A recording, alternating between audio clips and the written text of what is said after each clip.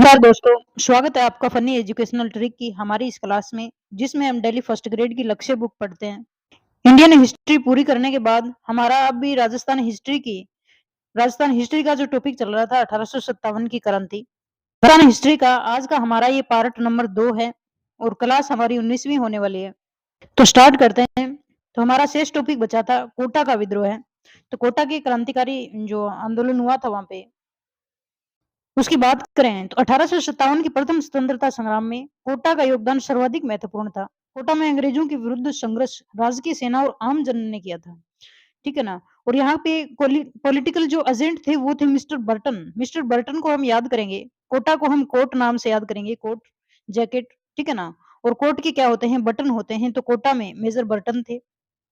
जब 3 जून 1857 को नीमच में विद्रोह होता है तो ये सूचना बर्टन तक पहुंचती है और बर्टन यहाँ से पूरे हाड़ौती की सेना लेकर यानी कोटा, झालावाड़, बूंदी की राजकीय सेना को लेते हुए नीमच पहुंचता है।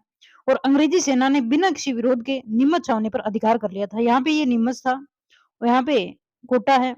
नीमच वाले गए थे देवली होते हुए, ठीक है ना, दिल्ली की तरफ। कोटा में क्रांति का नेतृत्व करने वाले थे जयदयाल और मेहराब खान। और ये क्रांति हुई थी 15 अक्टूबर 1857 को। तो जब हम कोटा को लिखते हैं तो कै और टै आते हैं और अक्टूबर को लिखते हैं तो कै और टै दोनों आते हैं। तो कोटा की क्रांति हुई थी वो 15 अक्टूबर 1857 की हुई थी। यहाँ पे क्रांतिकारियों ने पॉलिटिकल एजेंट जो मिस्टर बर्टन थे, उनके 2 पुत्रों और एक डॉक्टर सैडलर कोटम की हत्या कर दी थी। कोटम कोटा से वही कोटम याद रह जाएगा कि कोटा में कोटम की हत्या की थी और बर्टन के 2 पुत्रों की हत्या की थी क्रांतिकारियों ने। और बर्टन के साथ में इतना बुरा सलूक किया कि बर्टन का सिर धड़ से अलग कर इनका पूरे शहर में खुला प्रदर्शन किया गया। और जो हम बात करते हैं कि जोधपुर में मैक मोसन मोसन का जो सिर है वो आउवा के किले पे लटका दिया था काट के। और यहाँ पे जो कोट का बटन था उसको भी तोड़ दिया गया, यानी बर्टन की और काटम की हत्या कर दी गई थी कोटा में।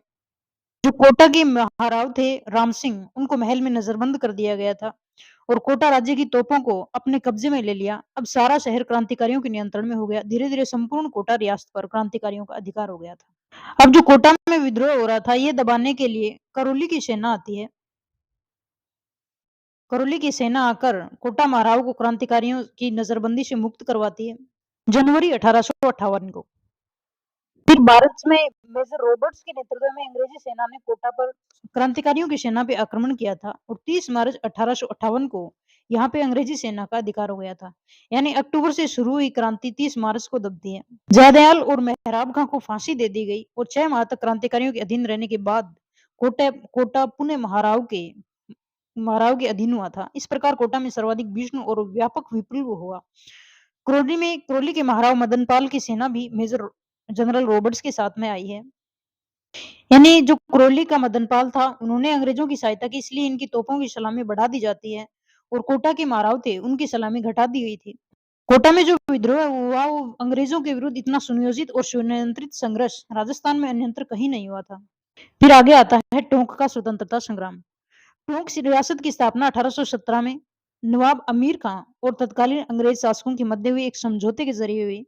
इस रियासत के द्वितीय नवाब वजीर खां यानी वजीरुद्दौला खां के शासनकाल में भारत का प्रथम स्वतंत्रता संग्राम हुआ था। यानी उस टाइम पे जो यहाँ के टोंक के नवाब थे वो थे वजीरुद्दौला। यद्यपि नवाब वजीर खां अंग्रेज सरकार के पक्षधर थे, किंतु रियासत टोंक के स्वतंत्रता प्रेमी नवाब के सगे संबंधियों और सेना के बड़े भाग ने बगावत करते हुए स्वतंत्रता सेनानियों का साथ दिया। तात्या टोपे की सेना सहित वहां आने पर टोंक के क्रांतिकारी उनके साथ हो गए। बनास नदी के किनारे अमीरगढ़ के किले के निकट विद्रोहियों और नवाब की सेना में भयंकर संघर्ष हुआ। यानी टोंक के जो क्रांतिकारी थे उनमें शामिल होते हैं टोपे। और तात्या टोपे की सेना जो क्रांतिकारी थे वो वजीरुद्दौला की सेना से लड़ाई करते हैं। जो वजीरुद्दौला के दीवान थे फैजुल्ला खां, उसको पकड़कर विद्रोहियों ने तोप खाने पर अधिकार कर लिया था और नगर को घेरकर टोंक राज्य पर अपने शासन की घोषणा कर दी, जो लगभग 6 माह तक रहा था। अंत में जयपुर के रेजिडेंट ईडन ने बड़ी सेना लेकर पहुंचने पर टोंक मुक्त हो सका। टोंक की क्रांति में मीर आलम खां और उनके परिवार ने अग्रणी भूमिका निभाई थी। फिर धौलपुर में क्रांति की बात करें तो धौलपुर में ग्वालियर व इंदौर के क्रांतिकारी सैनिकों ने राव रामचंद्र और हीरालाल के नेतृत्व में स्थानीय सैनिकों की सहायता से विद्रोह कर राज्य पर अपना अधिकार कर लिया था। तो धौलपुर में थे हरि और राम, हीरा और रामचंद्र, ठीक है ना। दिसंबर 1857 तक धौलपुर का शासन शक्ति व आधार विहीन शासन की भांति रहा। 2 माह बाद पटियाला की सेना ने आकर विद्रोह को समाप्त किया था। यहाँ पे जो विद्रोह समाप्त करने वाली सेना थी वो पटियाला पंजाब से आई थी। फिर जब हम 1857 की क्रांति पढ़ते हैं तो उसमें तात्या टोपे की महत्वपूर्ण भूमिका देखी जाती है राजस्थान में। तो वो पार्ट भी हमें पढ़ना होता है कि तात्या टोपे ने यहाँ पे क्या किया था, कहाँ आए थे सबसे पहले और कैसे पकड़े गए थे। तो तात्या टोपे पेशवा बाजीराव के उत्तराधिकारी नाना साहब का स्वामी भक्त सेवा था। 1857 की क्रांति में वे ग्वालियर का विद्रोही नेता था। यानी इन्होंने ग्वालियर से क्रांति की थी। तात्या टोपे 23 जून 1857 को अलीपुर में अंग्रेजों के हाथों परास्त होने के बाद राजस्थान के ब्रिटिश विरोधी लोगों से सहयोग प्राप्त करने की आकांक्षा से राजस्थान आया था, लेकिन उन्हें वांछित सफलता नहीं मिली। टोपे सर्वप्रथम 8 अगस्त 1857 को भीलवाड़ा आए थे। 8 अगस्त को तात्या टोपे यहाँ पे प्रवेश करते हैं भीलवाड़ा में। आते ही एक दिन बाद में 9 अगस्त को इन जो जनरल थे रॉबर्ट्स की सेना के साथ में युद्ध होता है, परंतु उन्हें पीछे हटना पड़ता है। इसके बाद तात्या टोपे झालावाड़ पहुंचते हैं और झालावाड़ की सेना भी उनके साथ मिल जाती है। झालावाड़ के शासक थे पृथ्वी सिंह। पृथ्वी सिंह को हटा के ये अधिकार कर लेते हैं झालावाड़ पे और इसके बाद झालावाड़ से उदयपुर होते हुए वापस ग्वालियर पहुंच जाते हैं। अब ये एक राउंड तो इनका सकुशल रहा था अगस्त वाला, लेकिन बाद में दिसंबर 1857 में तात्या टोपे पुनः मेवाड़ आते हैं। 11 दिसंबर 1857 को उनकी सेना ने बांसवाड़ा शहर पर अधिकार कर लिया था। महारावल शहर छोड़कर चले गए थे। तात्या इसके बाद सलूम्बर भंडार होते हुए बांदा के नवाब के साथ टोंक पहुंचे, जहां टोंक के क्रांतिकारी उनके साथ हुए। अमीरगढ़ के किले के निकट बनास नदी के किनारे उनका टोंक के नवाब के साथ युद्ध हुआ। यानी दोनों युद्ध इनके बनास नदी के किनारे भी हुए थे, पहले अगस्त वाला और फिर ये दोबारा दिसंबर में।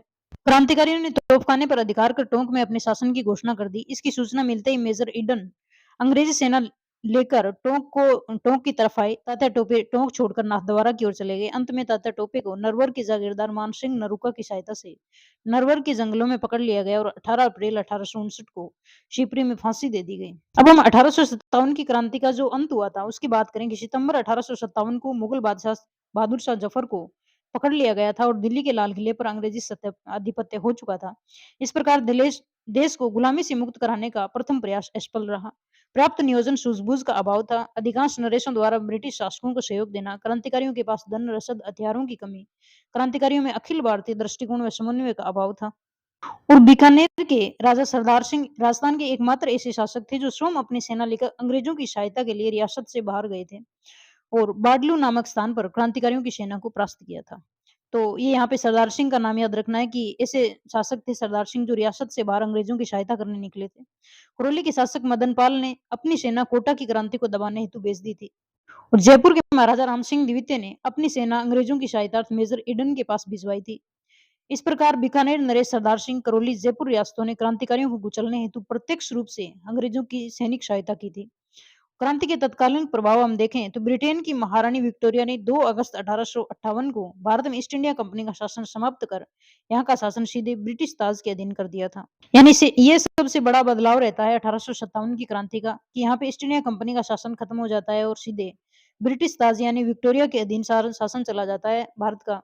गवर्नर जनरल का पदनाम चेंज होकर गवर्नर जनरल व वायसराय हो गया। भारत का प्रथम वायसराय और गवर्नर जनरल लॉर्ड कैनिंग को नियुक्त किया जाता है। यहाँ पे अमरचंद भाटिया की हम बात करें तो देश के प्रथम स्वतंत्रता संग्राम में ब्रिटिश सत्ता द्वारा फांसी पर लटकाए गए प्रथम शख्स जो थे अमरचंद भाटिया थे। इन्हें दूसरा भामाशाह भी कहते हैं। अब जितना मैटर लक्ष्य बुक में दिया हुआ था वो तो हमने देख लिया। अब इनके इम्पोर्टेंट फैक्ट हम देखते हैं कि 1857 की क्रांति के समय ब्रिटेन की महारानी थी विक्टोरिया। ब्रिटेन के प्रधानमंत्री थे पार्मस्टन। अब विक्टोरिया तो याद रह जाएगी, याद करना है पार्मस्टन को, ठीक है ना। तो हम पाम को याद करें कि अंग्रेजी में पाम का मतलब होता है हथेली। हथेली को हम मुट्ठी से याद कर लें और मुट्ठी में क्या होती है, बंद मुट्ठी में क्या होती है, शक्ति होती है 5 अंगुलियों की, ठीक है ना। तो उस टाइम पे शक्ति किसके पास में थी, पार्मस्टन के पास में थी। फिर भारत के गवर्नर जनरल थे लॉर्ड कैनिंग। कैनिंग को हमने मॉर्निंग से याद कर लिया था कि क्रांति की मॉर्निंग होती है कैनिंग के समय। भारत क्रांति का नेतृत्व किया था बहादुर सिंह ने। यही मुगल शासक थे अंतिम जो दिल्ली में बैठे थे उस टाइम। राष्ट्रीय जो सेनापतित्व किया था वो बख्त खान ने किया था। क्रांति की योजना रंगोजी बापूजी और अजीमुल्ला खान ने बनाई थी। योजना बनाने का काम कौन करते हैं, बापूजी करते हैं। तो बापूजी रंगोजी बापूजी और अजीमुल्ला खान याद रहेंगे। क्रांति की डेट दी गई थी 31 मई 1857, यानी 31 मई से क्रांति शुरू होनी थी, लेकिन क्रांति का प्रारंभ हो जाता है 10 मई से। यानी 21 दिन पहले ही क्रांति का श्रीगणेश हो जाता है। 21 दिन पहले, जो 31 मई को होनी थी, वो कब शुरू हो गई? 10 मई को। राजस्थान के एजीजी थे पैट्रिक लॉरेंस, जिसको हमने पीटने से याद किया था कि क्रांतिकारियों को पीट-पीट के दबाया था पैट्रिक लॉरेंस ने। एजीजी का मुख्यालय अजमेर में और माउंट आबू में, शरदकालीन माउंट आबू मुख्यालय था और ग्रीष्मकालीन माउंट आबू था और शरदकालीन अजमेर मुख्यालय था। राजस्थान में क्रांति की शुरुआत हुई थी 28 मई को। भारत में कब हुई थी? 10 मई को। और यहाँ पे कब हुई? 28 मई को। 18 दिन के बाद में क्रांति की शुरुआत होती है राजस्थान में, ठीक है ना? और यहाँ पे जो भारत की हम बात करें, तो नियत तिथि से 21 दिन पहले भारत में शुरुआत हो गई थी, यानी 31 मई को दी हुई थी, 10 मई को भारत में शुरू हुई और बाद में 18 दिन बाद में 28 मई को राजस्थान में शुरुआत हुई। राजस्थान में क्रांति के प्रमुख केंद्र रहे थे आहुआ और कोटा। क्रांति के समय 6 छावनियां थी, जो हमने ट्रिक से याद कर ली। अब हम बात करें यहाँ पे पॉलिटिकल एजेंट क्रांति के समय और यहाँ पे शासक कौन-कौन थे। तो सबसे पहले हम बात करते हैं मेवाड़ के शूरवीरों की धरती की, ठीक है ना? तो मेवाड़ में थे मेजर सावर्स और यहाँ पे शासक थे महाराणा स्वरूप सिंह, जो नीमच से भागे हुए जो अंग्रेज अधिकारी थे, उनको शरण भी महाराणा स्वरूप सिंह देते हैं। तो हम सावर्स को कैसे याद करें? सावर्स को हम शूरवीरों से याद करेंगे कि मेवाड़ में कौन-कौन थे? शूरवीर थे, शूरवीर हुए थे मेवाड़ में। तो यहाँ पे पॉलिटिकल एजेंट का नाम क्या था? सावर्स था, ठीक है ना? शूरवीर शूरवीर और सावर्स। स्वरूप सिंह को हम ऐसे याद करेंगे कि इन्होंने जगमंदिर में शरण दी थी अंग्रेजों को। मारवाड़ में थे मैक मोशन और यहाँ पे महाराजा थे तख्त सिंह। अब मैक मोशन को हम कैसे याद करेंगे कि मारवाड़ की मिठाई बहुत प्रसिद्ध होती है।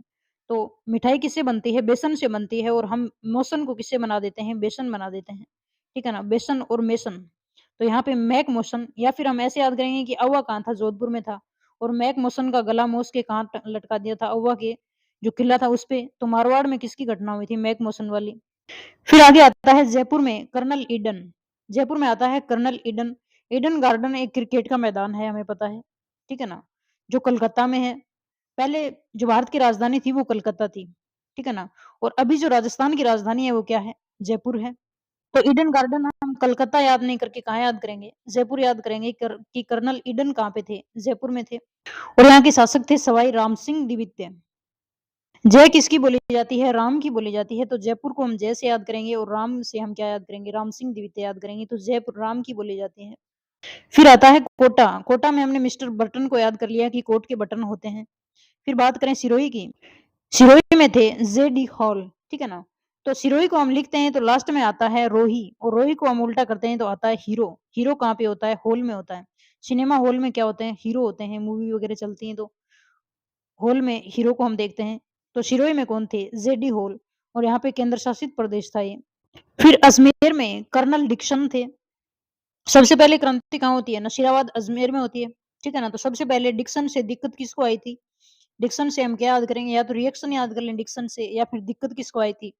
इसको डिक्शन को हम दिक्कत लिख देते हैं ऐसे, ठीक है ना? दिक्कत। तो ये दिक्कत थी, वो अजमेर में थी। भरतपुर में थे मोरिसन। सबसे पहले सन निकलता है पूर्व की तरफ यहाँ पे, ठीक है ना? तो सन पूर्व की तरफ निकलता है तो मोरिसन, मोरिसन के आगे क्या नाम है? सन, ठीक है ना? तो सन सूर्य निकलता है पूर्व की तरफ और भरतपुर भी किधर? पूर्व की तरफ। प्रतापगढ़ में थे कर्नल रोक। रोक का मतलब चट्टानें होती है और ताप किसका होता है? रोक, जो पहाड़ियां होती हैं वो तपती रहती हैं, ठीक है ना? तो प्रतापगढ़ में कौन थे? कर्नल रोक। इस प्रकार से 1857 की क्रांति हमारी पूरी होती है। आगे वाली वीडियो में 1857 की क्रांति के हम मोस्ट इम्पोर्टेंट क्वेश्चन करेंगे। फिर आगे वाला टॉपिक शुरू करेंगे। जय हिंद।